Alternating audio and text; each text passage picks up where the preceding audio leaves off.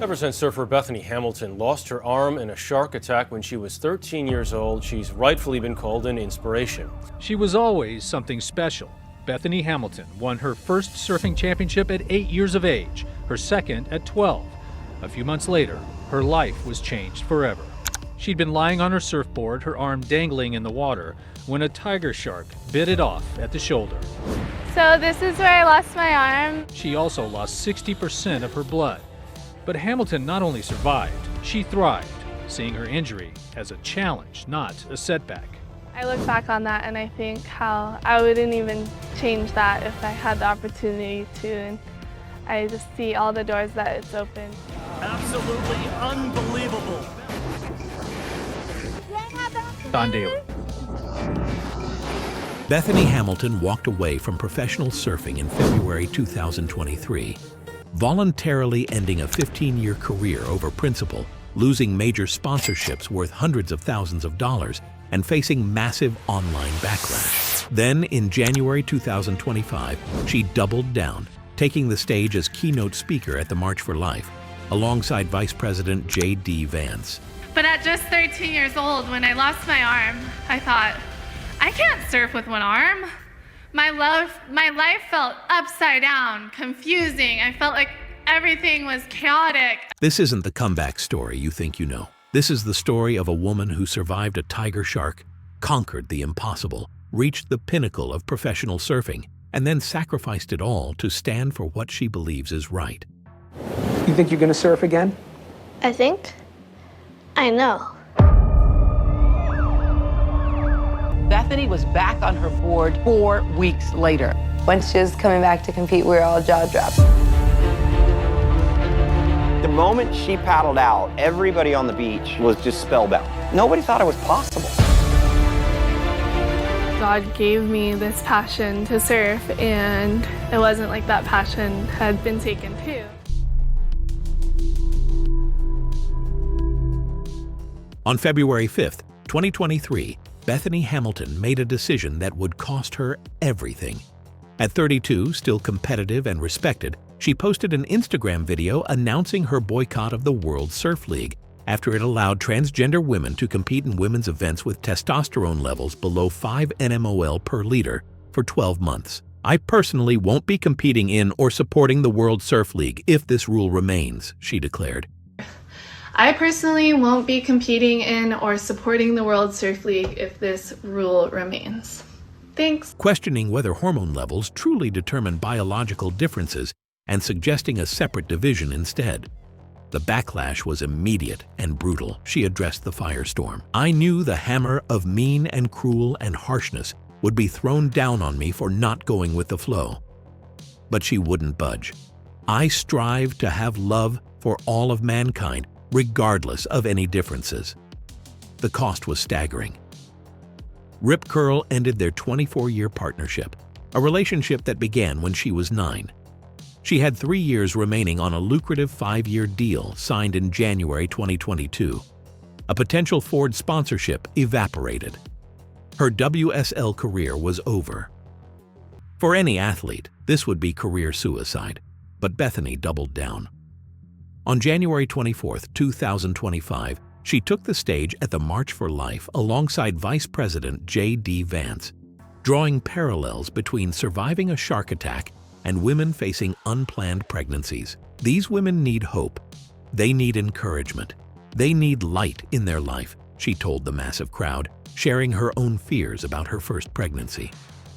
Her signature phrase resonated, "I don't need easy, I just need possible." I remember the moment when I first had my very first pregnancy test. I had a similar fear. I didn't think I could do it. I don't know where that came from. I came from a great family, a Christian household. I was married to a wonderful man. And all of a sudden, I was rejecting this God-given gift and beauty that was only a blessing. This transformation represents her most unthinkable decision, choosing conviction over career. She's built a new empire, the All Things Possible podcast, speaking fees of $30,000 to $50,000 per event, partnership with pro-life company EveryLife, and a platform reaching millions while raising 4 children and advocating unapologetically for her beliefs.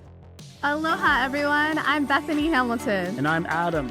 Welcome to All Things Possible, where we will talk about life, faith, health, family, and culture.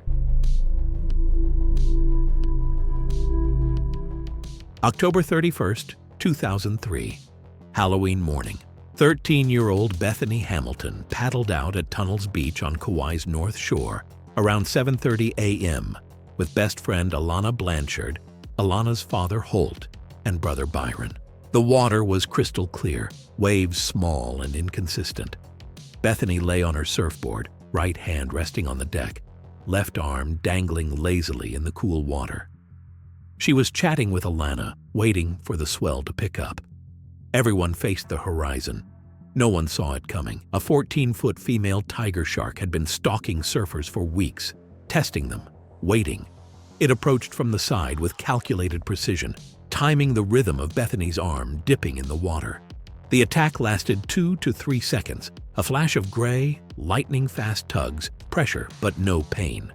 The shark clamped down with over 16 tons of sawing force and plucked her arm from her body, taking her left arm just below the shoulder and an 18-inch chunk of her surfboard in one bite. The amputation was so clean that when she arrived at the hospital, the operating doctor was baffled and wanted to know who the son of a bitch was that had amputated without his permission. Bethany watched the water around her turn bright red, deep burgundy blood spurting from the stump. A strange serenity washed over her. No screaming, no panic. She paddled to Alana with her remaining arm and said calmly, "I think a shark just attacked me." Alana thought she was joking. Then she saw the bleeding stump. Her stomach revolted twice before she called for help. Holt Blanchard faced an impossible choice half a mile offshore: a bleeding child, a massive shark lurking below, his own 2 kids beside him. He fashioned a tourniquet from his rash guard and instructed Alana to keep pressure on the wound and keep talking to a quickly fading Bethany. The 15-minute paddle nearly killed her.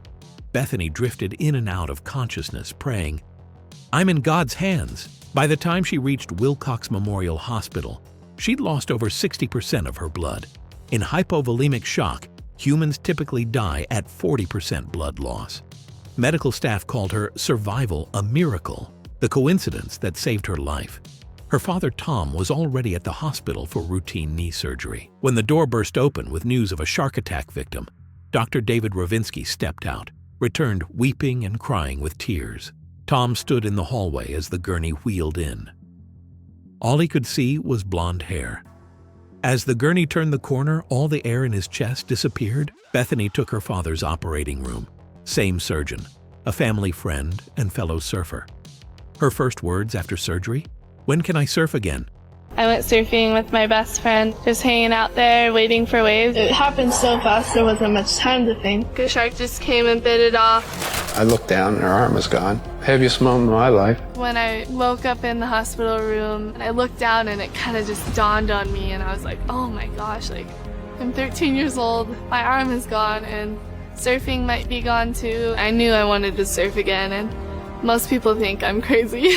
Bethany just really wanted to surf, even though she wasn't supposed to. If you decide to take that wave, there's implications in that. There's a ton of risk. My first 2 waves, I tried to get up, and it was hard. It just kind of scared me because I thought I might not be able to do this. Bethany was back on her board 4 weeks later. The moment she paddled out, everybody on the beach was just spellbound. Nobody thought it was possible. I didn't need easy, I just needed possible.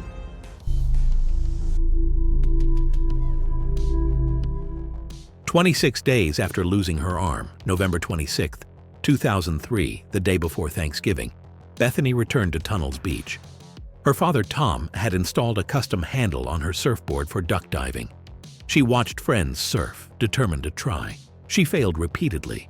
Couldn't get up on the board. She failed all day. She came out crying. Her father told her to get out. The next day she tried again with harder, bigger waves. On her 3rd wave, she stood up and rode it all the way to shore. "It felt like one of the best rides of my life," she said. "The tiny bit of doubt that would sometimes tell me you'll never surf again was gone in one wave." The adaptation was brutal. Learning to get through the beach break was really hard. I didn't know how to duck dive initially with one arm. That was a really long process of figuring that out, and just building up the strength and ability to do it.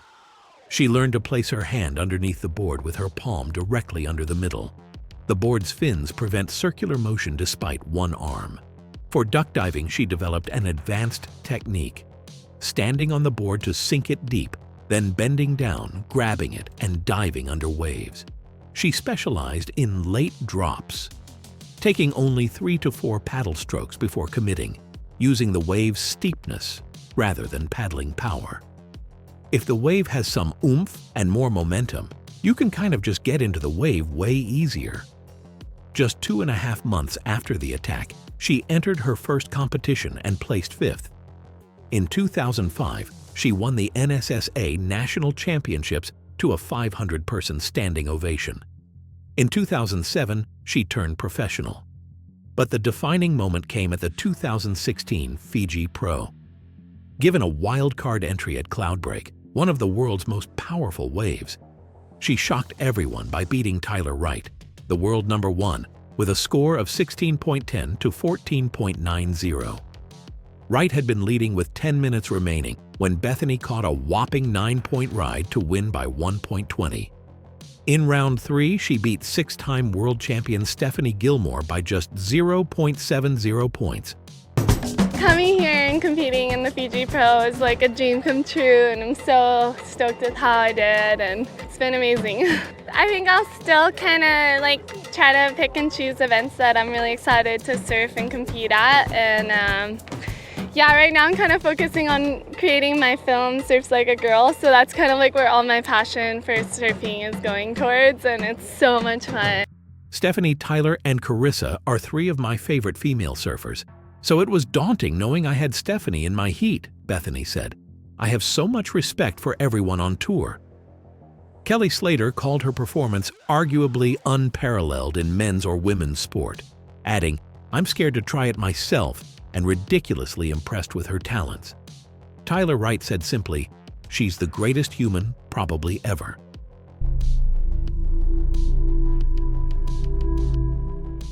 In May 2012, at age 22, Bethany went on a blind date with Adam Dirks, a youth minister from Kansas who'd come to Kauai to start a Young Life ministry. Their first date, they jumped off a 40-foot cliff together and chatted while swimming. The true answer on how we met is that God was incredibly creative and gracious in helping us find each other, Bethany said. Our foundation of our faith, friendship, compatibility, and our shared core values made it clear we were meant to join together in the ultimate adventure of marriage. They married August 18, 2013.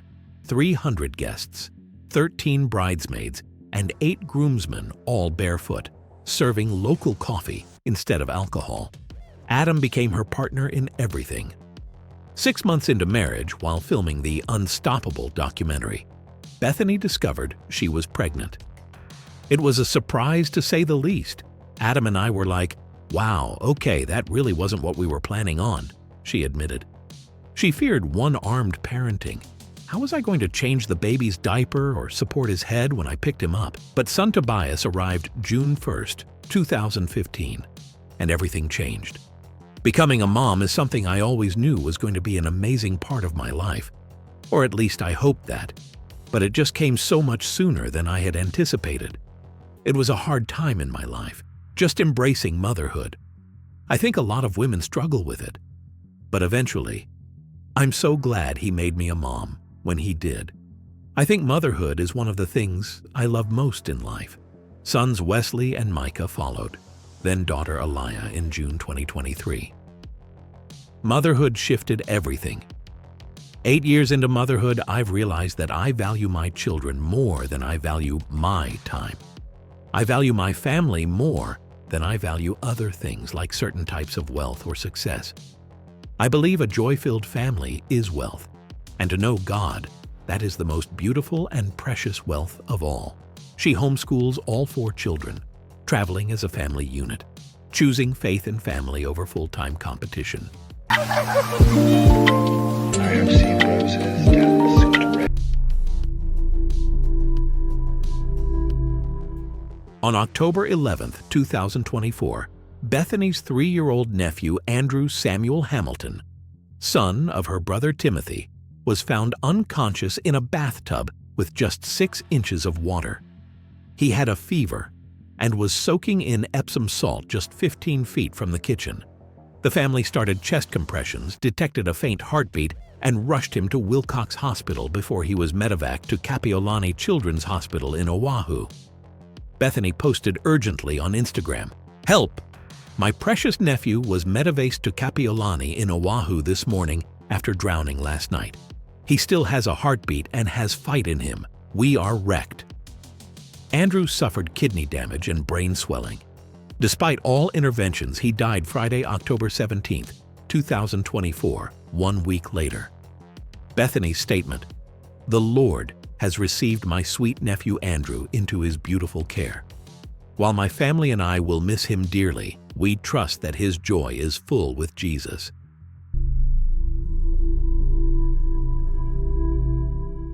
At 35, Bethany Hamilton surfs regularly despite boycotting WSL events. She's raising 4 children, Tobias, 9, Wesley, 6, Micah, 3, and Aliyah, 1. While homeschooling and traveling as a family, she runs the Beautifully Flawed Foundation, hosting 6 annual retreats for young women ages 14 to 25 with traumatic limb loss, plus the Forge retreats for young male amputees, co-led by husband Adam and mentor Mike Coots, also a shark attack survivor. She's built a media empire. The All Things Possible podcast launched in 2025, covering faith, family, homeschooling, health, and navigating modern culture. She's published 9 books, including New York Times bestseller Soul Surfer, 2004, which inspired the 2011 film that grossed $47.1 million worldwide, plus Be Unstoppable, 2018, and children's book Surfing Past Fear, 2022. Her speaking career commands $30,000 to $50,000 per event. She spoke at Liberty University in March 2025, Stanford in April 2025, and the California Family Council 2025 Annual Gala on October 4, 2025. With 3 million Instagram followers, 830,900 TikTok followers, and 2.1 million Facebook likes, she reaches millions with her message of faith, courage, and conviction. She's partnered with Every Life Diapers as brand ambassador, a pro-life company donating proceeds to crisis pregnancy centers. After her WSL stance, she signed with Public Square to replace lost sponsorships. Her impact is immeasurable. Kelly Wood, who lost his left leg in a 2019 motorcycle accident, attended the first Forge retreat in 2020. Seeing Bethany overcome losing a limb helped me know I could too. He stood up on his first wave at the retreat and now competes in Spartan races. Logan Aldridge, who lost his arm in a boating accident as a teen, met Bethany in 2005 when she took him wakeboarding for the first time with one arm. He set a deadlift record of 502 pounds, finished on the podium at the 2021 CrossFit Games Upper Extremity Division, and founded the Adaptive Academy. Retreat attendees report, "When I got to the retreat, I realized I'm not alone." Another said, "I often thought my limb loss was a hindrance. Now I see it as a source of strength." 21 years after the shark attack, Bethany has accomplished what doctors said was impossible. She's beaten world champions with one arm. She's surfed 40-foot waves while being a mother. She's published 9 books, starred in films, and built a foundation helping hundreds overcome trauma. But the most unthinkable thing? She walked away from it all, fame, sponsorships, professional career, to stand for what she believes is right. In an era when athletes stay silent to protect their brand, Bethany sacrificed her brand for her beliefs. She lost her arm to a tiger shark at 13 and refused to quit. She lost her career to controversy at 32 and refused to back down. She lost her nephew at 34, and her faith remained unshaken. "Courage doesn't mean you don't get afraid," she says. "Courage means you don't let fear stop you." She's lived by her mantra. "I don't need easy, I just need possible." Her message resonates now more than ever. I wouldn't change what happened to me, because then I wouldn't have this chance, in front of all of you, to embrace more people than I ever could have with 2 arms. Bethany's surfing adaptations showcase remarkable innovation. She paddles by, placing her hand underneath the board with her palm directly under the middle. The board's fins prevent circular motion despite 1 arm. For duck diving, she stands on the board to sink it deep, then bends down, grabs it, and dives. Her father Tom created a custom handle using a leash plug, fisherman's surgical tube, and rope, essential for diving under waves. She specializes in late drops, taking only 3 to 4 paddle strokes before committing, using wave steepness rather than paddling power. If the wave has some oomph and more momentum, you can kind of just get into the wave way easier, she explains. She wore a 2-piece swimsuit gifted by ocean photographer Aaron Chang. The silhouetted figure on the suit was Bill Hamilton, the very man who would help catch the shark. She wore a pink rip curl watch on her left wrist. The watch's glare may have attracted the shark. The Soul Surfer movie, 2011, grossed $47.1 million worldwide. Anna Sophia Robb wore a green sleeve for 450 digital arm removal shots. The Hamilton family fought to keep faith authentic. The studio initially removed Holy Bible text from a hospital book cover, but the family objected and got it restored. Bethany's estimated net worth is $2 million. Speaking fees range $30,000 to $50,000 per event. Soul Surfer sold over 1.5 million copies.